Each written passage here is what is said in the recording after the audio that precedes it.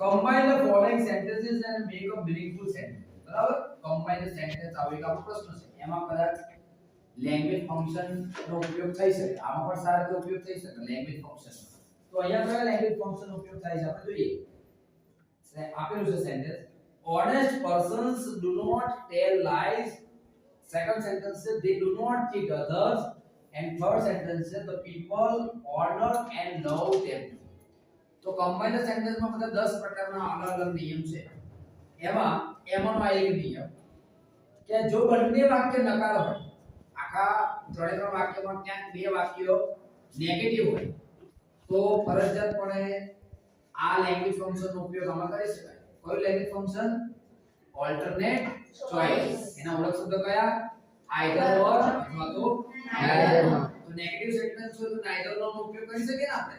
તો અહીંયા સારી રીતે ઉપયોગ કરી શકીએ કે honest persons neither do not ના જગ્યાએ શું આવશે? neither. honest persons neither tell lies. હરી સબ્જેક્ટ નીકળી જાય do not પણ નીકળી જાય ત્યાં શું થઈ જશે? not. શું આવે?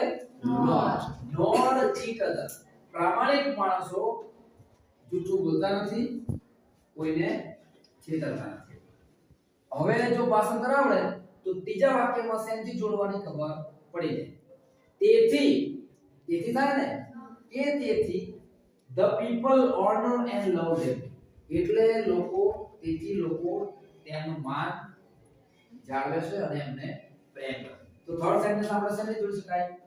તેથી so the people honor and love them too. કદાચ અહીંયા તમે so ના લખો તો ત્યાં that અથવા and જે લખવું હોય તો લખી શકાય, માર્ક્સ મળે.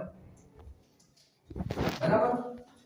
કદાચ જો તમને ભાષાંતર ના આવે તો છેલ્લી વાંચી પણ અત્યારે તો ભાષાંતર તમને આમાં ખબર પડી કે તેથી so બરાબર છે એટલે અહીંયા so જવાબ આપણે so થી જ જોડવાનો. અહીંયા આ વાક્ય so થી જોડીશું. So the people honor and love them too. તો કમ્બાઇન્ડ સેન્ટેન્સ માં લેંગ્વેજ ફંક્શન નો ઉપયોગ કયો પ્રાપ્ત થયો? કયો ફંક્શન? Alternate choice. કયો શબ્દો? Either neither. સેન્ટેન્સ પેટર્ન ખબર પડી કે તમને? ઓકે પહેલા સબ્જેક્ટ શરૂ કરશું. સબ્જેક્ટ સિવાય ડાયરેક્ટ નાઇધર થી પણ શરૂ કરી શકાય. અત્યારે આપણે આટલું જોઈએ. ડન.